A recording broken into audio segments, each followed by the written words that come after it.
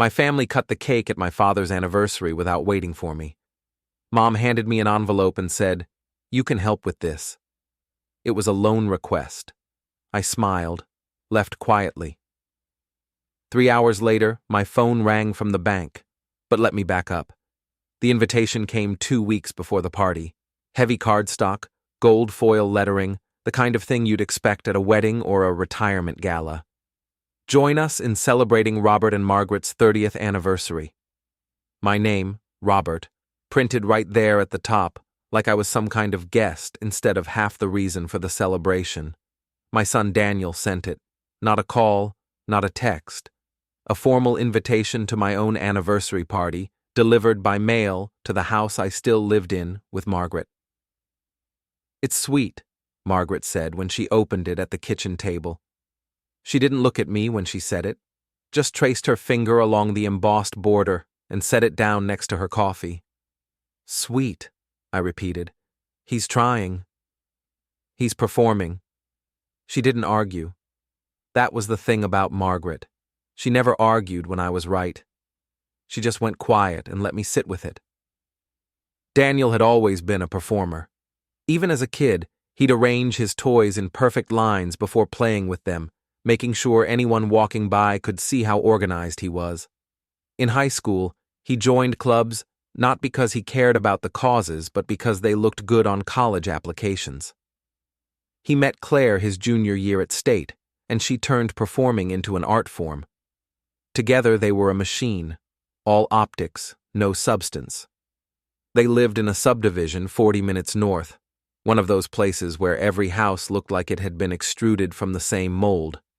White siding, black shutters, stone accents that were really just facades glued to plywood. Their lawn was the kind of green that only came from weekly treatments and daily watering. Inside, everything was beige and gray, with those hollow motivational prints on the walls. Live, laugh, love. Gather. Blessed. I'd helped them with the down payment 3 years ago.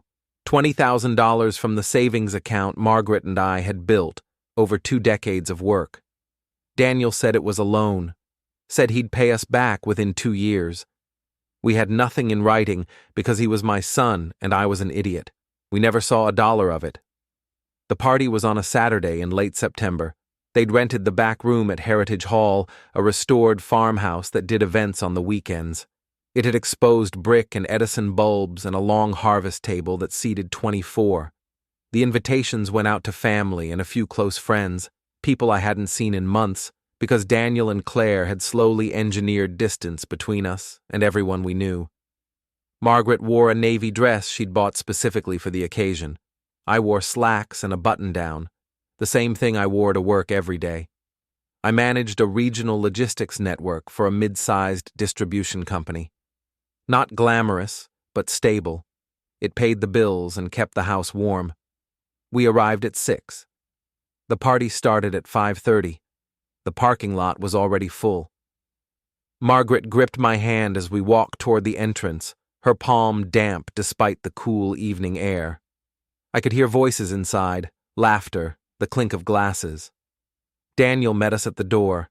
He was wearing a vest, an actual 3-piece suit with a pocket watch chain, like he was some kind of Victorian gentleman instead of a 32-year-old marketing analyst who spent his days optimizing email click-through rates. "There they are," he said, spreading his arms wide. He hugged Margaret first, then me.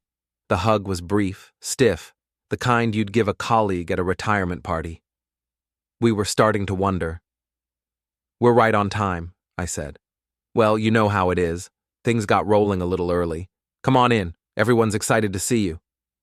He stepped aside, and we walked into the room. 23 faces turned toward us. 23 people who'd already been eating, drinking, talking. The cake sat in the center of the table, a 3-tier white monstrosity with gold fondant trim. Someone had already cut into it. 2 slices were missing, leaving a gap in the decorative piping that spelled out Robert and Margaret. Claire appeared beside Daniel, her arm sliding around his waist. She was wearing a cream-colored dress that probably cost more than our monthly mortgage payment. Her hair was styled in waves that took effort to look effortless. "We didn't want it to melt," she said, nodding toward the cake. "The cream filling, you know. It's very delicate." Margaret's hand tightened around mine. "Of course," I said. "Wouldn't want to waste it." We were directed to 2 seats near the end of the table, farthest from the cake. Daniel and Claire took the head positions. Our daughter Emma and her husband Kyle sat to their right, forming a united front of entitlement. Emma was 28, worked in pharmaceutical sales, and had inherited Claire's talent for performing empathy while feeling none. She'd stopped calling us 6 months ago after we couldn't loan her $10,000 for a business opportunity that turned out to be a multi-level marketing scheme. Kyle was worse. He sold insurance and treated every conversation like a pitch. He had a handshake that lasted too long and a smile that never reached his eyes. The meal was catered: herb-crusted chicken, roasted vegetables, artisan rolls. It was good food. I didn't taste any of it.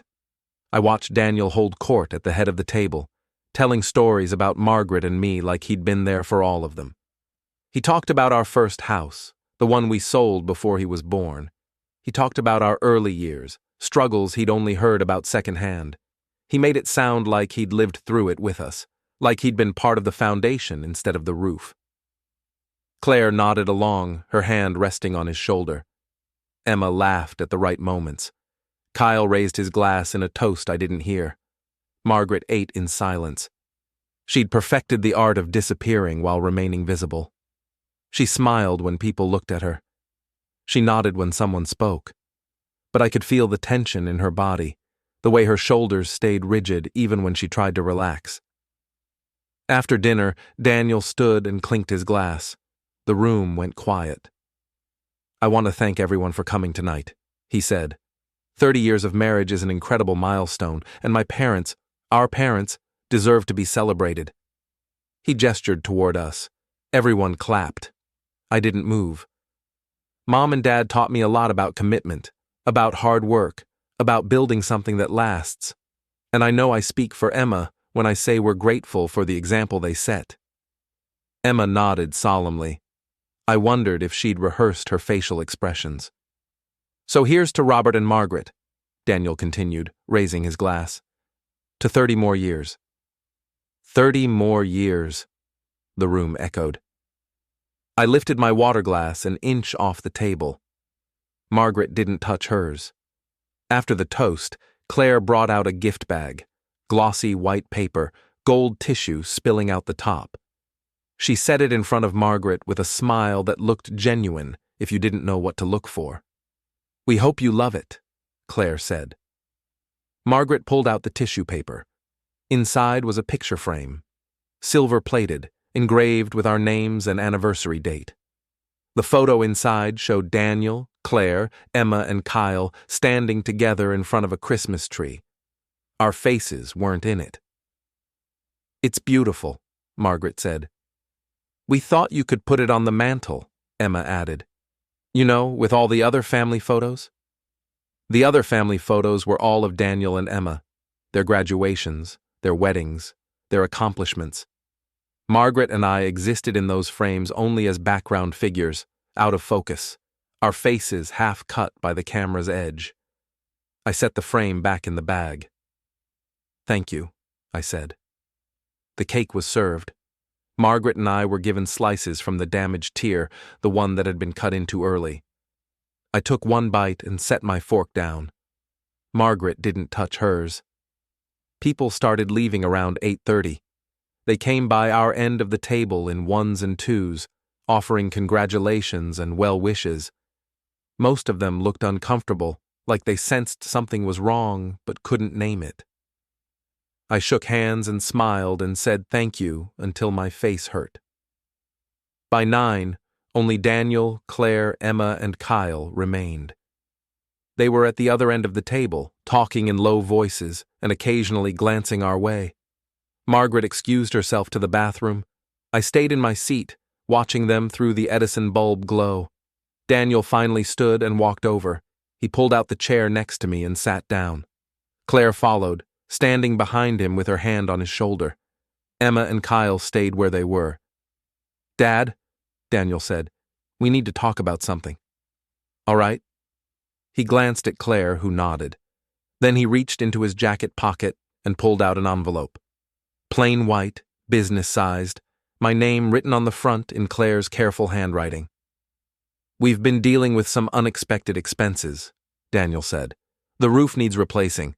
Claire's car needs a new transmission. We had to put Emma and Kyle on our insurance after Kyle's company restructured their benefits package. It's been a lot." I didn't say anything. "We've always been responsible," Daniel continued. "We pay our bills on time. We don't overspend.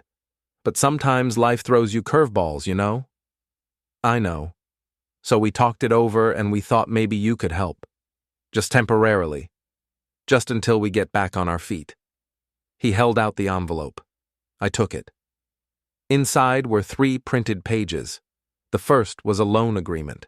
$25,000, interest-free, to be repaid over 5 years in monthly installments. The second page was a promissory note. The third was a signature line with my name typed beneath it. I read it twice. Then I looked up at Daniel. "When did you print this?" I asked. "Does it matter?" "It's dated 2 weeks ago." He shifted in his seat. "We wanted to have everything ready. We didn't want to waste your time. You invited us to an anniversary party so you could ask for money." "We wanted to celebrate you," Claire said, her voice soft and measured. "This is separate." "Is it?" "Dad, we wouldn't ask if we weren't desperate," Daniel said. "You know that." "Do I?" Emma walked over, Kyle trailing behind her. She crouched next to my chair, her hand on my arm. She smelled like expensive perfume and desperation. "Daddy," she said. She hadn't called me that since she was 12. "We're family. Family helps each other.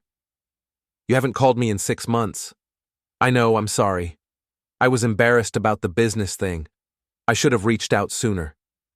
"The business thing," I repeated. "The opportunity didn't work out like I thought. But that's behind me now. I've learned my lesson." Margaret returned from the bathroom. She stopped in the doorway when she saw all 4 of them clustered around me. Her eyes went to the envelope in my hand, then to my face. "What's this?" she asked. "A loan request," I said. She walked to the table and held out her hand. I gave her the envelope. She read the pages in silence, her expression unchanging. When she finished, she folded them neatly and put them back in the envelope. "No," she said. Daniel's smile froze. "Mom?" "No," she repeated. "You want to throw a party where you're the center of attention? Fine. You want to give us a picture frame with your faces on it? Fine. But you're not getting money." "We'll pay it back," Claire said. "Like you paid back the down payment? $20,000? 3 years, not a word about it until tonight. That was different." "It's never different with you people," Margaret said. Her voice stayed level, but there was steel underneath. "It's always an emergency. It's always temporary. It's always until you get back on your feet, and somehow your feet never touch the ground." Emma stood up, her face flushing. "This is why we don't call. This is why we keep our distance. You're so bitter about everything." "I'm realistic." "You're cruel." Margaret picked up her purse. "We're leaving." I stood up. Daniel grabbed my arm. "Dad, wait. Just think about it. You don't have to sign anything tonight. Just take it home, look it over, talk it through." I pulled my arm free. "I already know the answer." "We're drowning here," Claire said. Her voice cracked. Actual tears welled in her eyes. It was a good performance. "We need help." "Then get a second job," Margaret said. "Sell the house, downsize, do what everyone else does when they can't afford their lifestyle." "You don't understand." "I understand perfectly." We walked toward the door. Kyle stepped in front of us. "You're really going to turn your back on your own kids?" he said. I looked at him, really looked at him. He was 30 years old, 6 feet tall, probably 200 pounds. He worked out regularly. I could see it in his shoulders, his arms. He thought his size meant something. "Move," I said. "Or what?" Kyle, Emma said, but she didn't sound worried. She sounded curious. Margaret's hand found mine. I squeezed it once. Move, I said again. Kyle didn't budge. He crossed his arms, his jaw set. Behind him, Daniel and Claire watched. This was part of it, I realized, part of the plan. If I pushed back, I was the aggressor. If I backed down, I was weak. Either way, they won. So I did neither. I turned and walked toward the side exit, the one that led directly to the parking lot. Margaret followed. Behind us, I heard Claire say something in a low voice, then footsteps. "Dad, come on," Daniel called. "Don't be like this." I pushed through the door. The night air was cold and clean. Our car was parked near the back fence, under a tree that had started dropping leaves. I unlocked it and held the passenger door for Margaret. She got in without a word. I drove. Margaret stared out the window. Neither of us spoke until we were 10 minutes from home. "They planned it," she said finally. "I know. The party, the timing, the envelope, all of it. I know. They're not going to stop." I glanced at her. Her face was illuminated by passing streetlights, her expression calm but distant. "No," I said. "They're not." We pulled into our driveway at 9:45. The house was dark except for the porch light. It was a small ranch-style home, 3 bedrooms, 1 bathroom, built in the 70s. We'd bought it 28 years ago for $70,000. It was paid off now. No mortgage, no liens, nothing. Inside, Margaret went straight to the bedroom. I heard the door close, then the sound of water running in the bathroom. I stood in the kitchen with my keys still in my hand, staring at nothing. My phone buzzed. A text from Daniel. "I'm sorry about tonight. We're just stressed. Please think about helping us. We're family." I set the phone face down on the counter. It buzzed again. Emma this time. "Mom was really hurtful. I know you care about us. Please don't let her bitterness ruin our relationship." I turned the phone off. Margaret came out of the bedroom 20 minutes later wearing pajamas, her face scrubbed clean. She made tea and sat at the kitchen table. I joined her. "What are you thinking?" she asked. "I'm thinking they made a mistake." "What mistake?" "They think I'm weak." She sipped her tea. "They think you're convenient." "Same thing." "No," she said.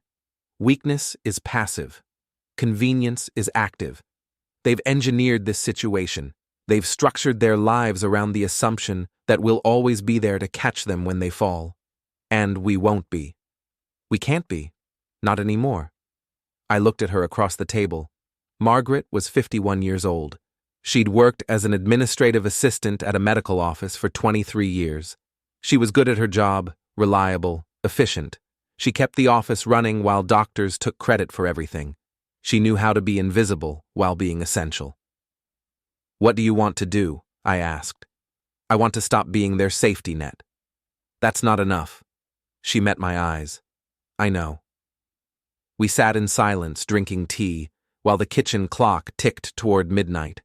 Outside, a car drove past, its headlights sweeping across the ceiling. The house settled around us, familiar creaks and sighs. "They'll escalate," Margaret said eventually. "Yes. They'll try to guilt us, then manipulate us, then threaten us." "Probably." "And when that doesn't work?" I set down my mug. "Then they'll get desperate." "Good," she said. I went to bed but didn't sleep. I stared at the ceiling, replaying the evening in my head.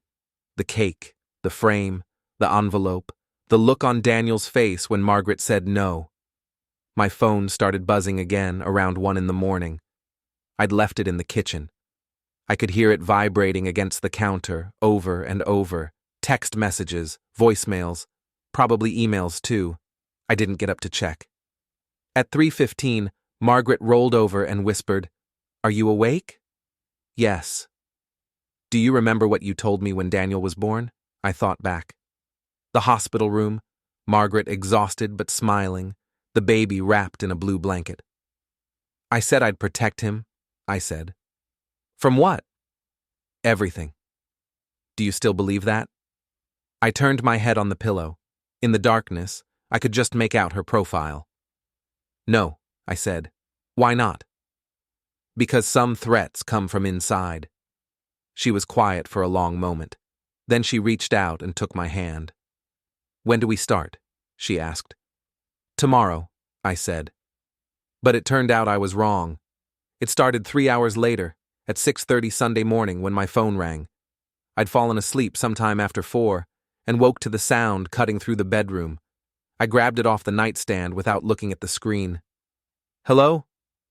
Mr. Robert Brennan? A woman's voice, professional, clipped. Yes. This is Andrea Hollis from First National Bank. I'm calling regarding an irregularity on your account. Do you have a moment to verify some information? I sat up. Margaret stirred beside me. What kind of irregularity? There was a withdrawal attempt late last night that triggered our fraud detection system. I need to confirm whether you authorized this transaction. I didn't authorize anything. Can you tell me the last 4 digits of your social security number? I rattled them off. And your date of birth?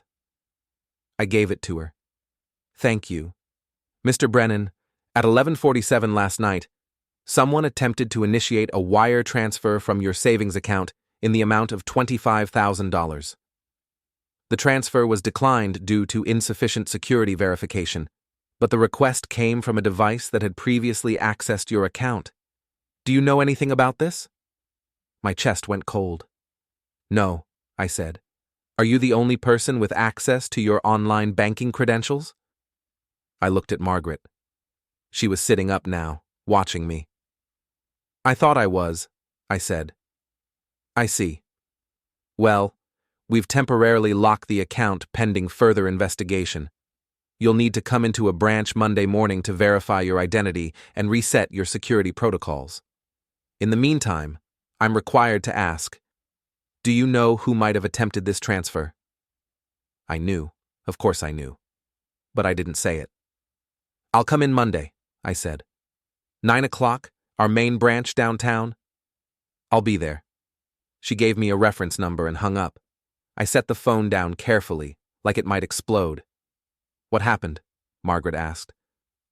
Someone tried to wire $25,000 out of our savings account last night. Her face went very still.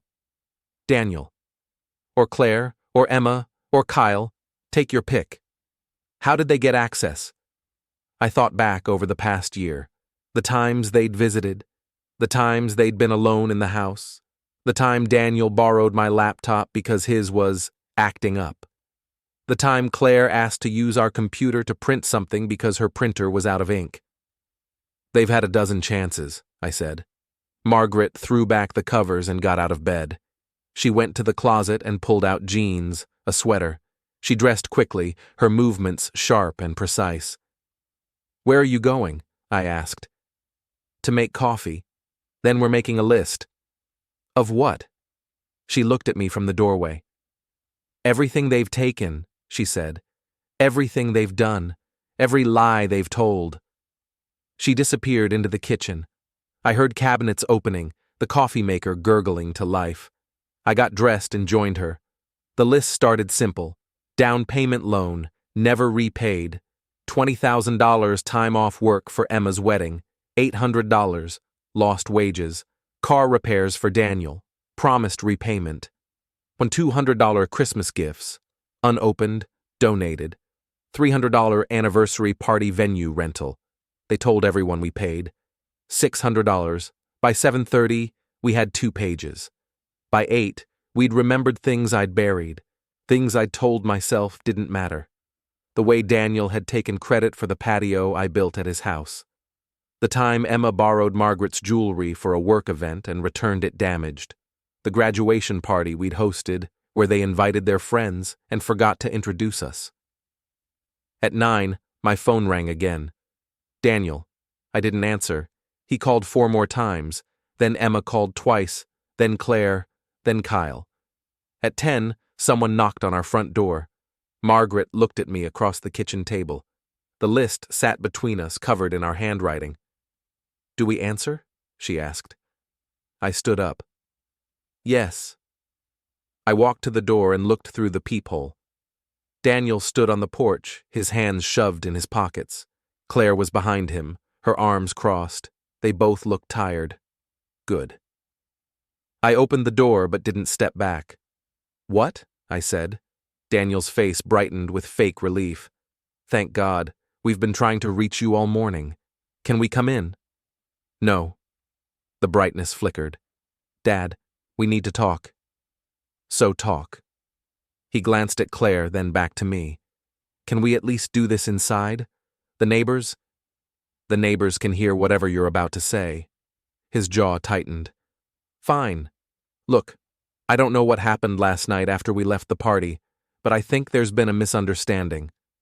No misunderstanding. Then why won't you call us back? Why are you shutting us out? Why did you try to steal $25,000 from my bank account?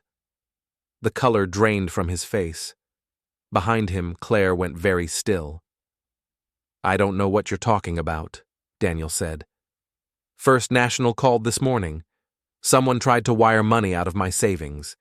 They traced it to a device that had accessed my account before. That's impossible. Is it? Dad, I swear, I don't know anything about that. Then who does? He opened his mouth, closed it. Behind him, Claire put her hand on his shoulder.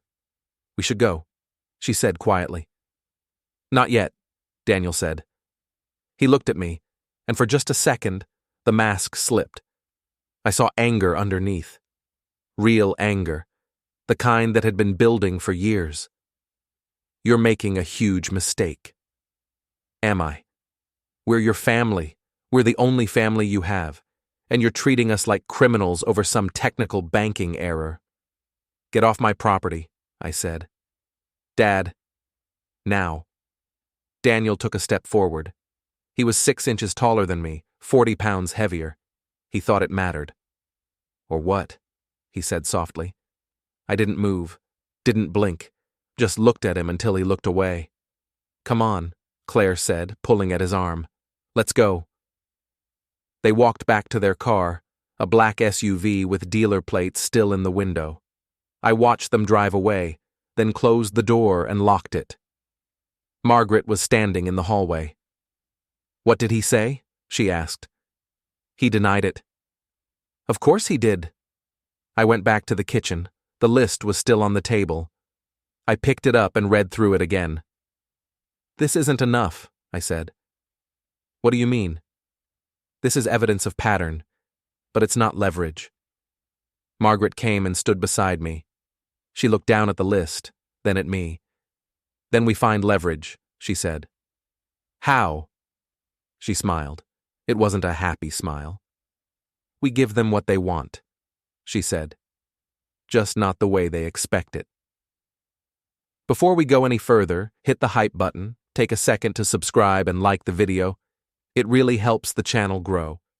And tell us in the comments, what would you do in this situation?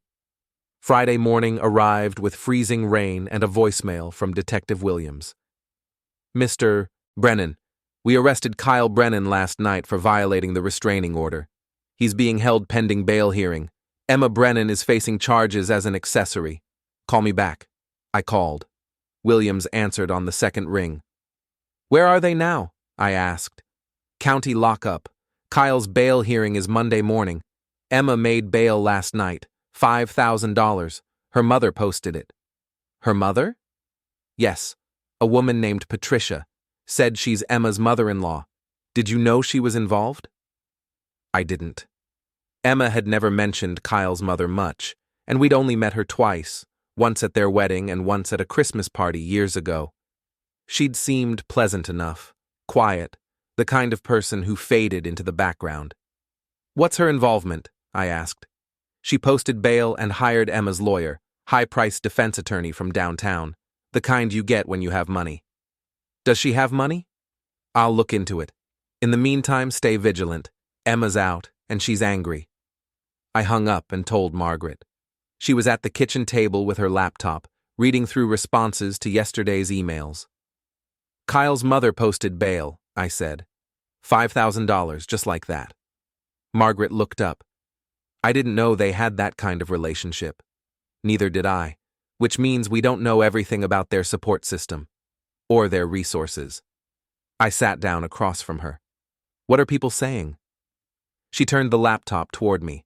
The screen showed dozens of replies, some supportive, thanking us for the information, some defensive, claiming we were lying, some threatening. One message stood out. You think you're heroes for destroying your own family? You're just bitter old people who can't accept that your kids grew up and didn't need you anymore. I hope you die alone and miserable. Who sent that? I asked. Claire's best friend, a woman named Jessica. She and Claire have been friends since college. Does she know the truth?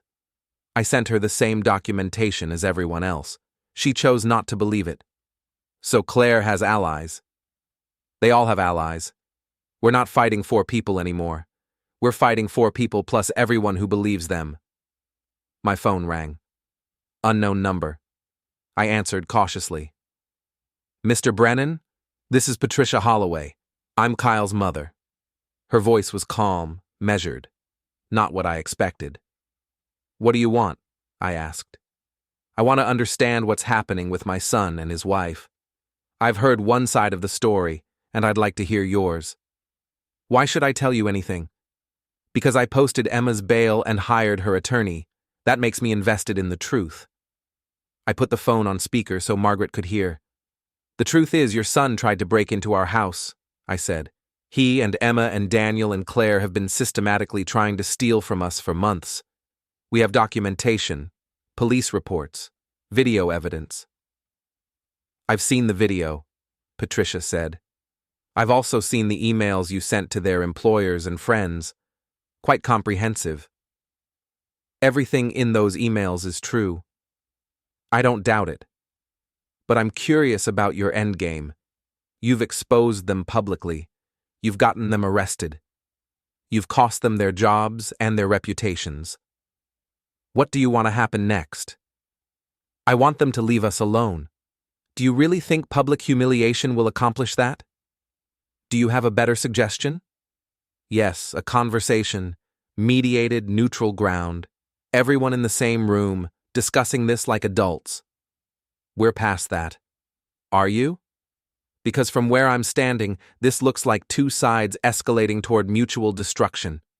And I'd rather not see my son destroyed over a family dispute. This isn't a dispute. This is theft, fraud, and attempted burglary. Which is why you need to resolve it before someone gets hurt. Really hurt. Is that a threat? No, Mr. Brennan, it's a prediction. Kyle is desperate. Emma is desperate. Desperate people do dangerous things. They already threw a rock through our window. I know. I'm trying to prevent something worse. I looked at Margaret. She shook her head. Thanks for calling, I said, and hung up. Margaret closed her laptop. She's trying to buy time, get us to let our guard down. Or she's genuinely trying to prevent escalation. You believe that? I don't know what to believe anymore. My phone rang again. Jerry this time. Robert, we have a situation. What kind of situation? Your son came to the office. He's in the lobby right now demanding to see you. Don't let him up. I'm not. But he's making a scene. Security's involved. You might want to come handle this before it gets worse. I drove to the office doing 80 on the highway. Margaret insisted on coming. When we arrived, Daniel was in the lobby arguing with 2 security guards. Dad, he shouted when he saw me. Finally! Tell them I'm your son. Tell them to let me up. No, I said. His face crumpled. Please. We need to talk. You're violating the restraining order by being here. I don't care about the restraining order. I care about my life, which you destroyed. Lower your voice. Why? So your colleagues don't see what you really are? So they don't know you ruined your own son? Jerry appeared beside me. Robert, want me to call the police? Yes. Daniel lunged forward. The security guards caught him, held him back. He struggled, but they were bigger and trained. You can't do this, he screamed. I'm your son! Doesn't that mean anything? It used to, I said, before you tried to steal from me. We were desperate. We needed help. So you tried to rob us? We tried to survive. Police sirens outside. 2 patrol cars pulling into the parking lot. Daniel heard them and went limp in the guard's arms. This is your fault, he said quietly. Everything that happens now is your fault. The police arrested him for violating the restraining order and causing a disturbance. As they led him away in handcuffs, he kept looking back at me, not angry anymore, just empty. You all right? Jerry asked after they were gone. No. Want to take the rest of the day? I want to go home and lock the doors and not come out until this is over. When will it be over? I don't know. Margaret and I drove home in silence. When we pulled into the driveway, we both sat in the car for a long moment, neither of us wanting to go inside. Daniel looked destroyed, Margaret said finally. Good. You don't mean that. I do. Robert. He tried to rob us, Margaret. He called my work trying to get me fired. He terrorized us for weeks, and now he shows up acting like he's the victim. He is a victim of his own choices. Exactly, so I don't feel sorry for him. But I did feel sorry. Not for what he was going through, he'd earned that, but for what he used to be. The little boy who'd believed his father could fix anything. The teenager who'd called me his hero. That person was gone, replaced by this desperate, cruel stranger. Inside, we turned on all the lights and checked all the cameras. Everything was quiet, too quiet. They're planning something, Margaret said. I know. What do? We wait, and we prepare. Prepare how?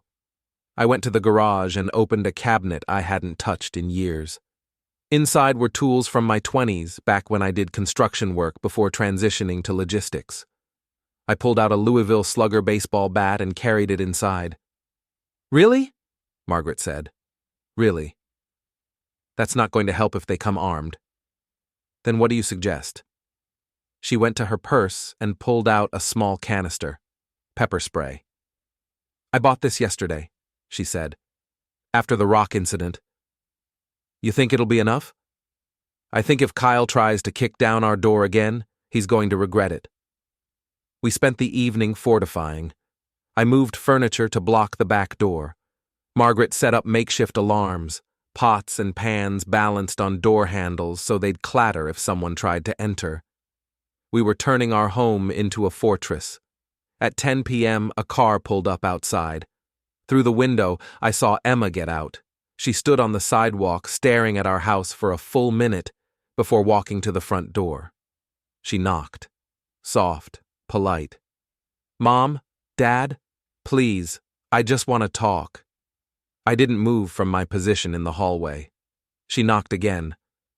I know you're home. Your cars are in the driveway, please. Margaret appeared beside me. Should we answer? No. She sounds different, less aggressive. It's an act. How do you know? Because I know her. Emma's voice came through the door, muffled but clear. Kyle's in jail. Daniel's in jail. My job is gone. Our house is being foreclosed on. I have nowhere to go, no money, no options. I'm not asking for a loan. I'm not asking for help. I need to understand why you hate us so much. We don't hate you, Margaret called through the door. We hate what you did. Then let me explain. Let me show you it wasn't what you think. It was exactly what we think. Please, just 5 minutes. I looked at Margaret. She looked at me.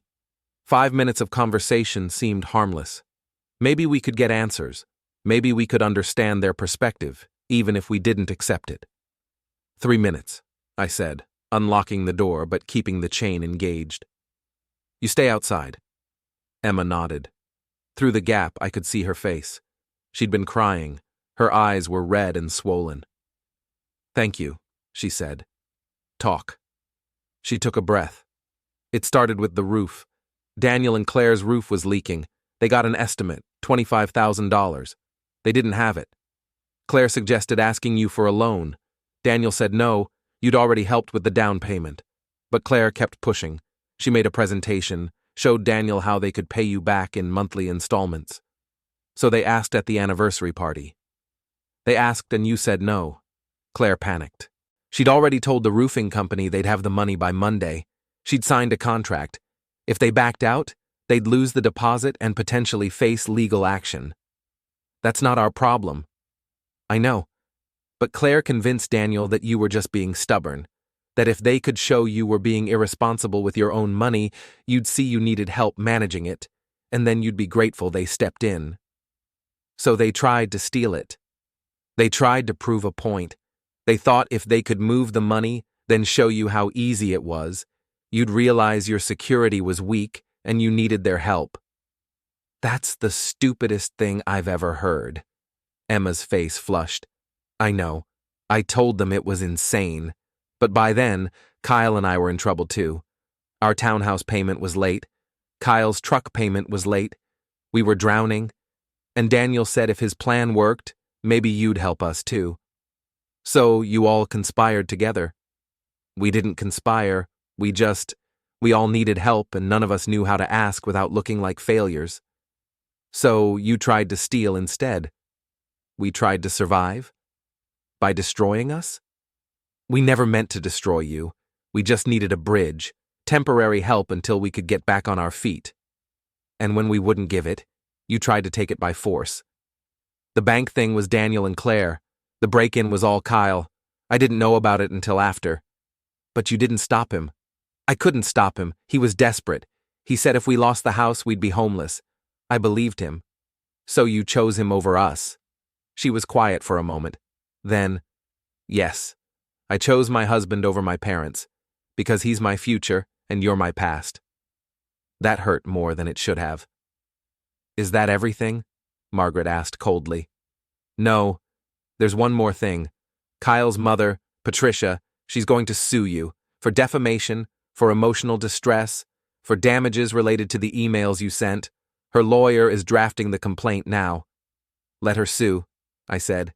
Everything we sent was true. Truth isn't a defense if you intended to harm someone's reputation.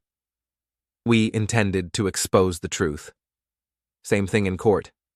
Then we'll see you in court. I started to close the door. Emma put her hand on it. Wait, please, one more thing. What? I'm sorry. I know that doesn't fix anything. I know you don't believe me. But I am sorry. For my part in all of this. For choosing the easy path instead of the right one. For believing Claire's lies and Kyle's desperation instead of trusting you. Are you apologizing because you mean it or because you want something? Both. At least she was honest. Goodbye, Emma, I said, and closed the door. Through the peephole, I watched her stand there for a moment. Then she turned and walked back to her car. She sat in the driver's seat for 5 minutes before starting the engine and driving away. Do you believe her? Margaret asked. About being sorry? Maybe. About the rest? No. Why not? Because she left out the most important part. Which is? Who threw the rock? Margaret went still. You think she knows? I think they all know, and none of them will say because they're protecting each other. Then we need to find out ourselves. We spent the rest of the night reviewing camera footage from the rock incident, freeze-framing, zooming, analyzing every detail. The car's make and model, the hoodie guy's build and gait, the way the driver sat in the seat. At 2 a.m., Margaret said, I think I know who it is. She pointed to the screen. The driver, visible for just 3 frames, had one hand on the steering wheel. The hand was small, delicate, long fingers, red nail polish. Claire, I said. And the hoodie guy? I zoomed in on his build, tall, broad-shouldered, moving with the confidence of someone who worked out regularly. Kyle, Margaret said. Before or after Kyle was supposedly at work. She checked the timestamp. 1:47 p.m. Kyle's insurance office is 30 miles from here. He'd have had to leave work, drive here, throw the rock, and drive back within an hour. Possible but tight. which means he planned it. Took a long lunch, coordinated with Claire, executed the plan. And Emma? Probably didn't know. That part, I believe. Why? Because Emma's not good at lying face to face. Kyle and Claire are. I sent the enhanced footage to Detective Williams with a note. Driver is Claire Brennan. Thrower is Kyle Brennan. Timestamp matches Kyle's supposed work hours. Verify his alibi. Williams replied within minutes. We'll follow up Monday. Kyle's bail hearing is 9 a.m. This could affect the outcome. Good, Margaret said when I showed her. Let them panic over the weekend. But the weekend wasn't quiet. Saturday morning at 7 a.m., someone spray-painted our garage door. Big red letters, "Snitches get stitches." I took photos, filed a police report, and spent 3 hours scrubbing paint. The message was clear. They wanted us scared. It's not working, Margaret said as she helped me clean. What isn't? The intimidation. We're not backing down. No, we're not. So what's their next move? I don't know, but it's coming soon. It came that night, at 11 p.m. Not a rock this time, not spray paint, something worse. Fire,